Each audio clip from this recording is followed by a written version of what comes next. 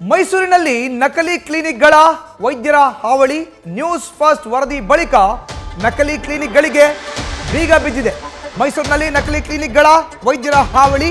ಇದರ ಬಗ್ಗೆ news first ವಿಸ್ತೃತವಾದಂತಹ ವರದಿಯನ್ನು ಪ್ರಸಾರ ಮಾಡಿತು. ನ್ಯೂಸ್ ಫಸ್ಟ್ ವರದಿ ಬಳಿಕ ನಕಲಿ ಕ್ಲಿನಿಕ್ಗಳಿಗೆ ಬೀಗ ಬಿದ್ದಿದೆ. ಪ್ರತಿಷ್ಠಿತ ಶ್ರೀದೇವಿ ನರ್ಸಿಂಗ್ ಹೋಮ್ಗೆ ಬೀಗ ಮುದ್ರೆ ಬಿದ್ದಿದೆ. ಈಗ ಮೈಸೂರಿನ ಬೋಗಾದಿಯಲ್ಲಿ ಇರುವಂತ ಹೆರಿಗೆ ಆಸ್ಪತ್ರೆ ಇದು. ಬೆಂಗಳೂರಿನ ಸಕ್ಷಮ ಅಧಿಕಾರಿಗಳ ಸಮ್ಮುಖದಲ್ಲೇ ತನಿಖೆಯನ್ನು ಮಾಡಲಾಯಿತು.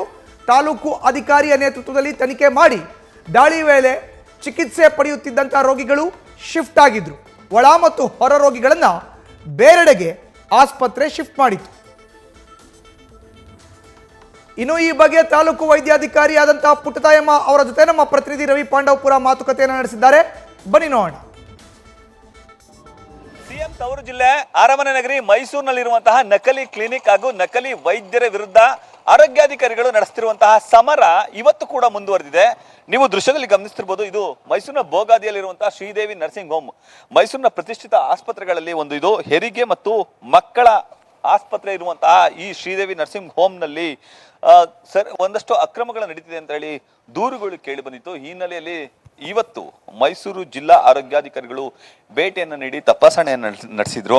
ತಪಾಸಣೆ ನಡೆಸಿರುವಂತಹ ಸಂದರ್ಭದಲ್ಲಿ ಹಲವು ಲೋಪದೋಷಗಳು ಕಂಡು ಬಂದಿವೆ. ಈ ಕಾರಣಕ್ಕಾಗಿ ಹಲವು ಲೋಪದೋಷಗಳು ಕಂಡು ಬಂದ ಹಿನ್ನೆಲೆಯಲ್ಲಿ ಆಸ್ಪತ್ರೆಗೆ ಬೀಗ ಮುದ್ರೆಯನ್ನು ಹಾಕ್ಲಿಕ್ಕೆ ಇಲ್ಲಿನ ಆರೋಗ್ಯಾಧಿಕಾರಿಗಳು ಮುಂದಾಗಿದ್ದಾರೆ.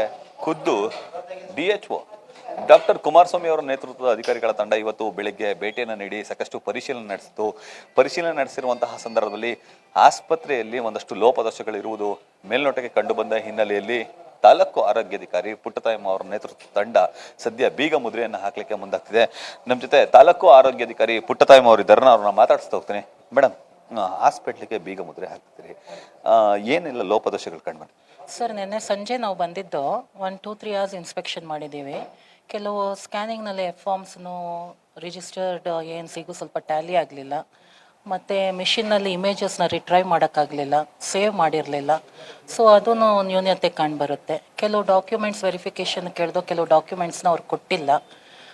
ಮತ್ತು ಬೆಳಗ್ಗೆನೂ ಸಹ ನಾವು ಕಾರ್ಯಾಚರಣೆ ಶುರು ಮಾಡಿ ಕೆಲವು ನ್ಯೂನ್ಯತೆಗಳು ಕಂಡು ಬಂದಿದೆ. ಅದನ್ನಕ್ಕೂ ಎಲ್ಲ ವೆರಿಫಿಕೇಷನ್ಸ್ಗೆ ಡಾಕ್ಯುಮೆಂಟ್ಸ್ ಕೇಳ್ದೋ ಅದನ್ನು ಪ್ರೊಡ್ಯೂಸ್ ಮಾಡಿಲ್ಲ. MTP ಆ್ಯಕ್ಟ್ ಪ್ರಕಾರ ಕೇಸ್ ಶೀಟ್ಸ್ ಕೇಳ್ದೋ ಅದನ್ನು ಸಹ ನಮಗೆ ಲಭ್ಯವಾಗಿಲ್ಲ.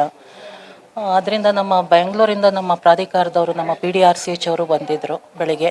ಅವರು ಇದನ್ನೆಲ್ಲ ನೋಡಿ ಡಾಕ್ಯುಮೆಂಟೇಷನ್ ಎಲ್ಲ ಕರೆಕ್ಟ್ ಇಲ್ಲ, as per PCPNDT act and KPME act documents ಎಲ್ಲ ಕರೆಕ್ಟಾಗಿ ಇಲ್ಲದ್ರಿಂದ PCPNDTದು ಸ್ಕ್ಯಾನಿಂಗ್ ಮಿಷಿನ್ನ ಸಪ್ರೇಟಾಗಿ ಸೀಸ್ ಮಾಡೋಕ್ಕೆ ಹೇಳಿದ್ದಾರೆ. KPME ಆ್ಯಕ್ಟ್ ಪ್ರಕಾರ ನಮ್ಮ ಹಾಸ್ಪಿಟ್ಲನ್ನು ಸೀಸ್ ಮಾಡಿ ಅಂತ ಹೇಳಿದ್ದಾರೆ ಸರ್.